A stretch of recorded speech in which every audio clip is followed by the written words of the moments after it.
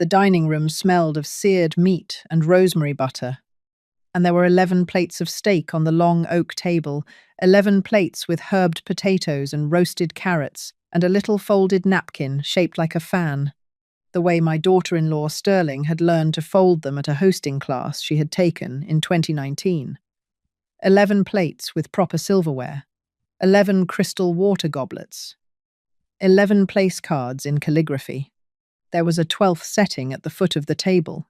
In front of the 12th setting was a paper cup. The paper cup had a lid. Through the small slit in the lid, I could see a thin trickle of steam. Beside the cup was a single plastic spoon. There was no place card. It was Sunday, October the 13th, my late husband Hollis's birthday, the first one since he died. I had driven 71 minutes from my apartment to my son Garrett's house, because Sterling had called me on Wednesday and said, "Genevieve, we want to have everyone over for Hollis's birthday. Just a small thing, family only." I had brought a peach cobbler, Hollis's mother's recipe, the one I had spent 38 years perfecting, because Hollis had said in 1986, the second week of our marriage, that nobody on earth made it like his mother had, and I had taken that as a challenge. 47 years later, the cobbler in my hands as I crossed Garrett's threshold was, by any reasonable measure, better than his mother's had ever been. I had gotten up at 5 in the morning to make it. The crust was lattice. The peaches were from a farm in Healdsburg I had driven to the day before. Sterling had taken it from me at the door with 2 fingers, the way a person takes a wet umbrella. "Oh, Genevieve, you didn't have to. We already have dessert."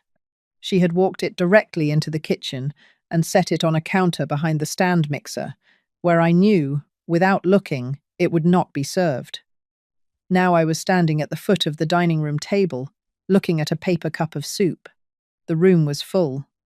My son Garrett at the head of the table, his brother-in-law Marsh and his wife Annalise to his left, Sterling's parents Davenport and Lorelei across from them, Sterling's sister and her husband, the 2 teenage cousins Sterling had been mentoring through high school, Garrett and Sterling's 2 children, 11 people in the family. Hollis and I had once been the patriarch and matriarch of 11 plates of steak in honor of his birthday, and 1 paper cup at the bottom of the table for me. Sterling was already seated. She had placed the paper cup at my setting before I came in from the foyer. She had done this on purpose, with witnesses in the room that had been decorated for the occasion of my husband's birthday. She looked up at me. She smiled. "Genevieve, I made you a butternut soup. I know you said your stomach has been a little sensitive, and steak can be rich. The cup is so you can take it home if you don't finish." I had not said my stomach had been sensitive. I had not said anything about my stomach in 11 months. The reference was a small, careful fiction designed to give the paper cup a respectable shape.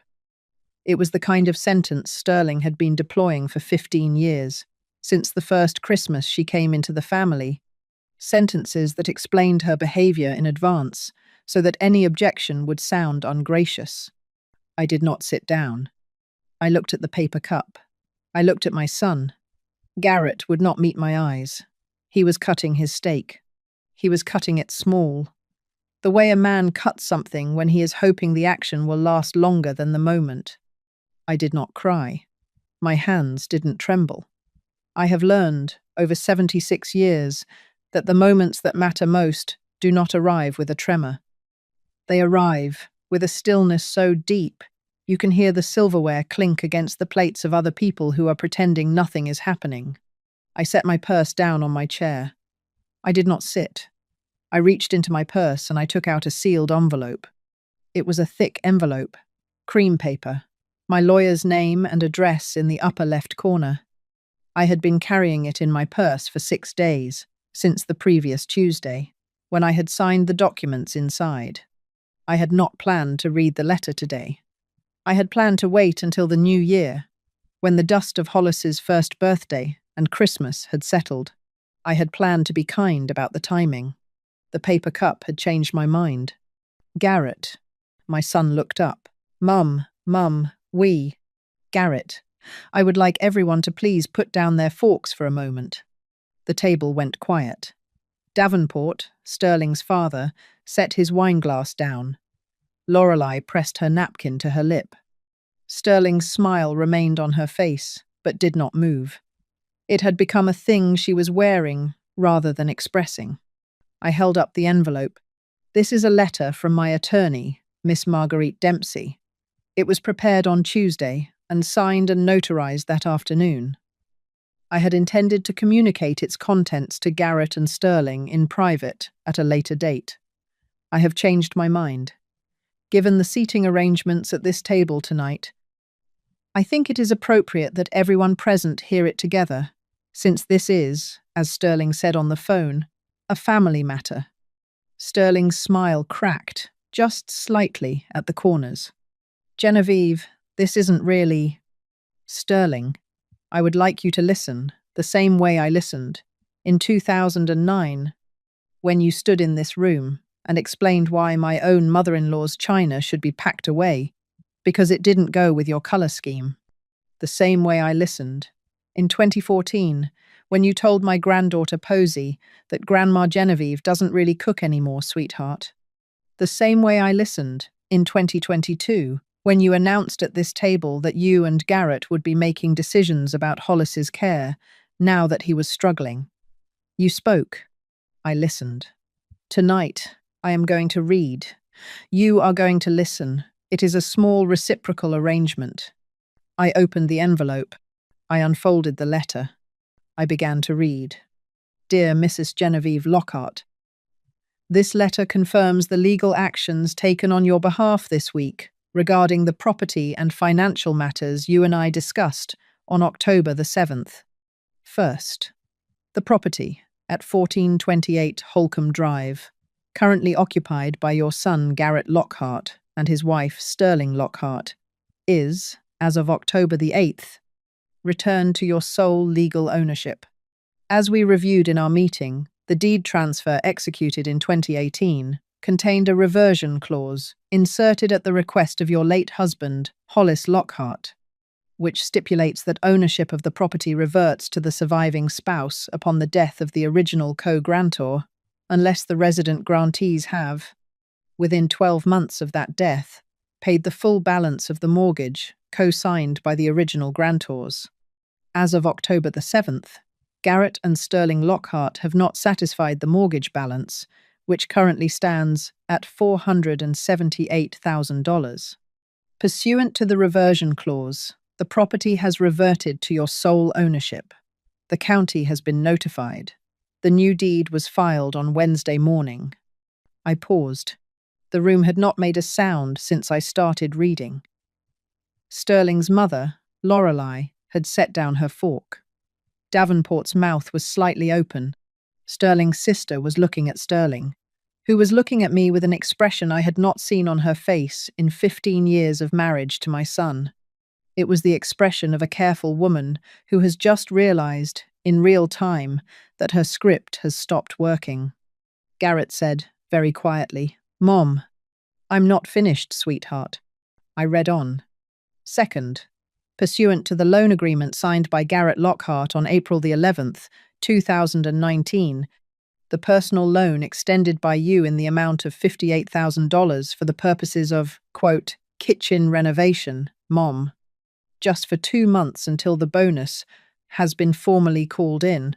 Repayment is due within 30 days of the date of this letter.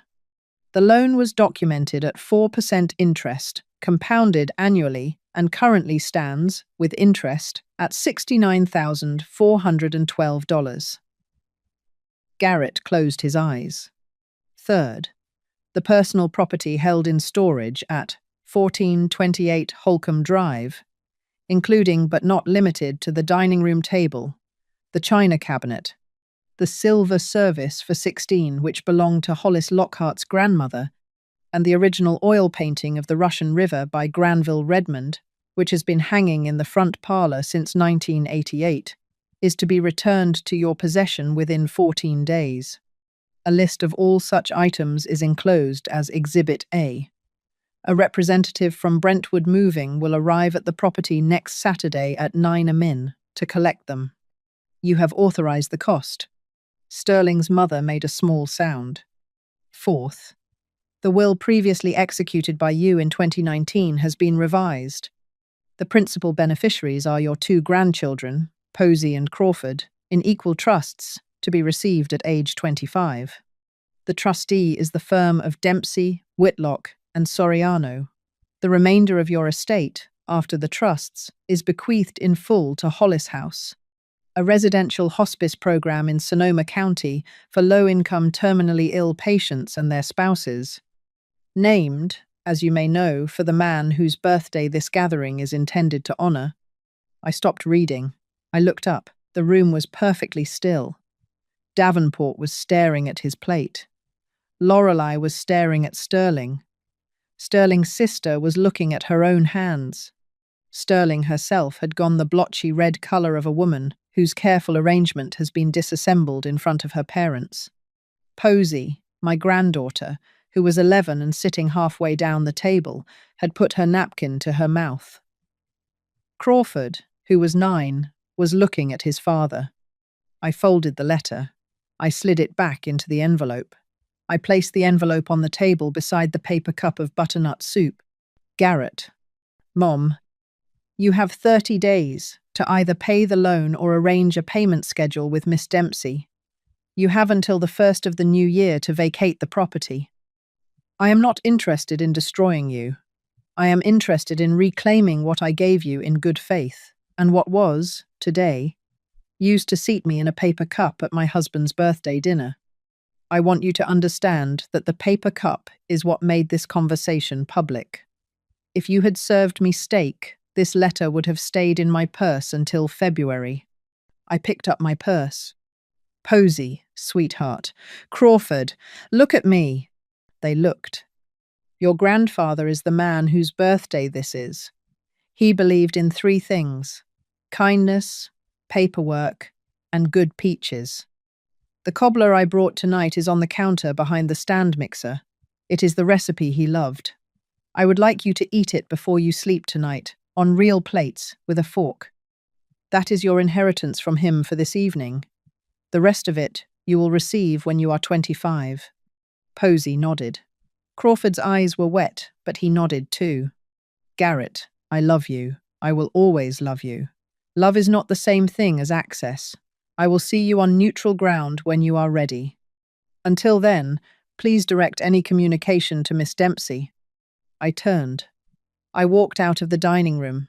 I walked through the foyer. I opened the front door. I closed it softly behind me. I drove home. I did not cry on the drive. I cried for about 3 minutes when I got into my apartment, sitting on the bench inside the door with my coat still on, and then I stopped because I had things to do. Crying is a finite resource, and I had been spending it on the wrong people for most of a year. I made tea. I sat at my kitchen table by the window. The maple outside my building had gone the deep orange it always went on Hollis's birthday. He had loved that colour. He had once told me, in 1991, that if he ever became unkind to me, I should sit by an October maple and ask myself whether the man I married was still in the room. He had never become unkind.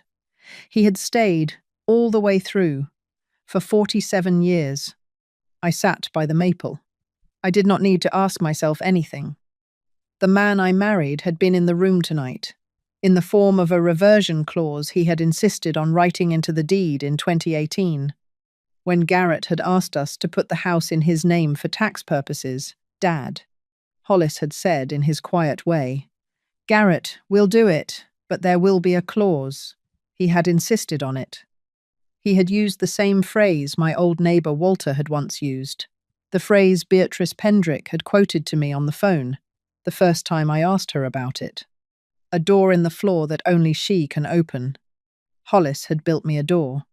Tonight, in front of 11 plates of steak and a paper cup of soup, I had finally opened it. The first voicemail came at 9:47 p., 3 hours after I left. Mom, please. Sterling is Sterling, and I just got home. Her parents are Lorelei is upset. Davenport is upset. Sterling is in the bathroom. She won't come out. The kids are asking what happened. Mom, please call me. I don't know what to do. The second at 10:34. Mom, I read the loan document tonight. The one you sent.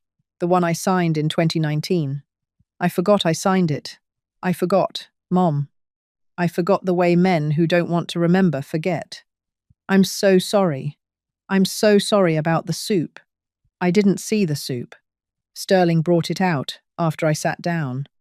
I should have stood up. I should have stood up at the table and said something, and I cut my steak. I'm so sorry, Mom.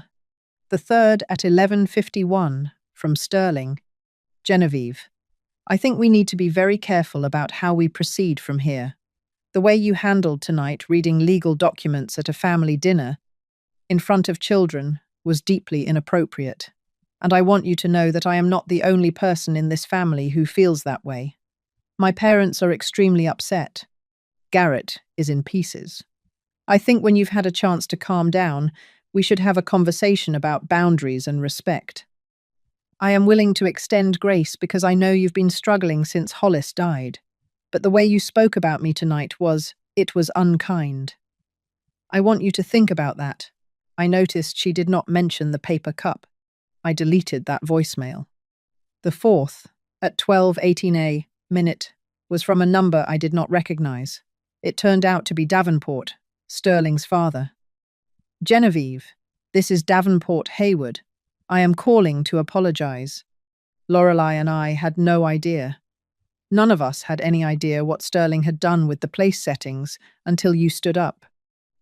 I want you to know that we are sitting at our kitchen table tonight, talking very seriously about our daughter, and I am embarrassed in a way I have not been embarrassed in many years. Hollis was a fine man. The reversion clause was the act of a fine man. You did the right thing. I hope you will believe me when I say that. Please don't return this call if you don't want to. I just needed you to hear it from me. I listened to that one twice. I did not call Davenport back. Not yet. But I saved the message. Some apologies need to sit in a folder for a long time before they become anything else. That is not cruelty. That is honesty with a handle. Posey called me on Wednesday afternoon. She used her father's phone. I answered before the second ring. Grandma.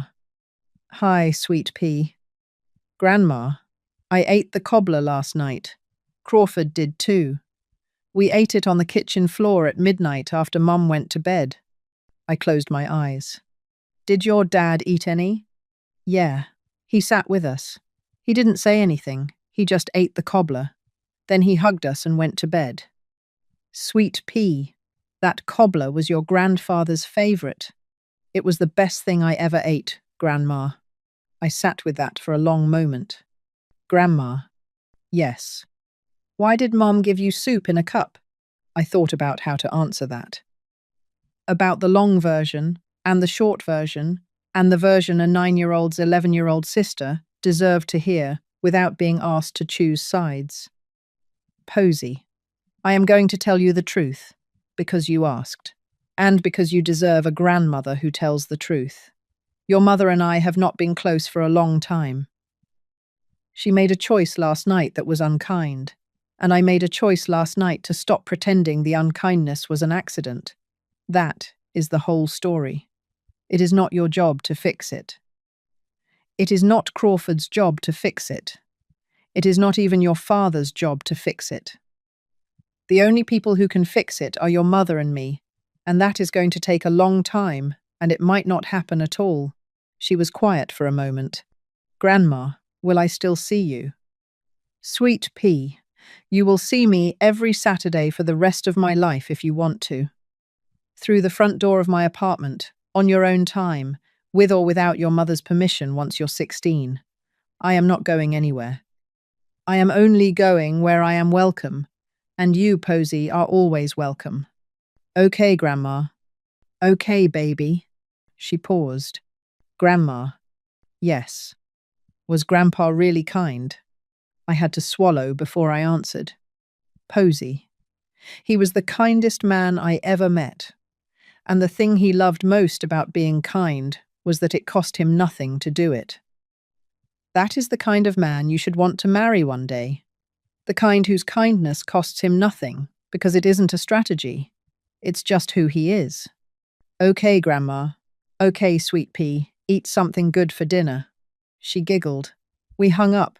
I sat at my window for a long time after that. The maple was still orange. The light was getting low. I made another cup of tea, and I sat with it in Hollis's old reading chair, the one I had moved into my apartment after he died. The one I would now, through the offices of Brentwood Moving, also be reclaiming the rest of our furniture to join. Garrett came on Saturday morning, alone. He stood on my apartment, landing in jeans and a flannel shirt. He had not shaved since Sunday. I opened the door halfway. Mom, Garrett, can I come in? You can sit on the bench, sweetheart. I think we should keep this short the first time. He sat on the bench in my hallway. I sat in the chair across from him. We did not speak for a moment. Then he said, Mom, I'm leaving Sterling. I did not show surprise, because I was not surprised. But I did not show satisfaction either, because there was none. Tell me when you decided. I decided when she came home Sunday night and started to explain the soup. I sat in the living room and I listened to her construct a version of events in which she was the victim of your overreaction. I listened for 40 minutes. Mom, I have heard her construct that kind of sentence about other people for 15 years. I always told myself she was just careful. Sunday night, I realized she was just careful in the way a person is careful when they are managing someone, and the someone she had been managing was me. Sweetheart. Mum, the kids are coming with me. Sterling is going to her parents. Davenport called me. He called me too. He told me that if Sterling wasn't going to be sorry, he was going to be sorry on her behalf, but he wouldn't pretend it counted as the same thing. Mom, I don't think I knew her father at all. He's a good man, Garrett. I think we are both learning that this week. He nodded. He looked at his hands. Mom, the house. I can pay the loan. I can.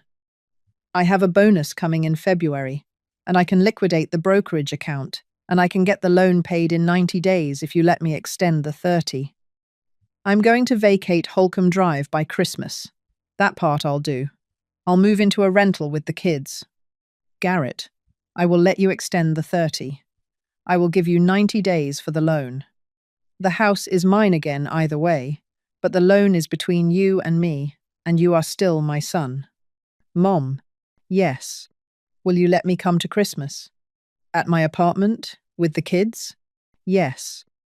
I will let you come, through the front door, with cobbler if you want to bring some, though I'll bring my own as a precaution. He laughed for the first time in 6 days. It was a small, wet laugh. He wiped his eye with the back of his hand. Mom, Dad would have hated the soup. Sweetheart, Dad built the door I opened on Sunday. He hated the soup 4 years before there was a soup. He nodded. He stood up. He left.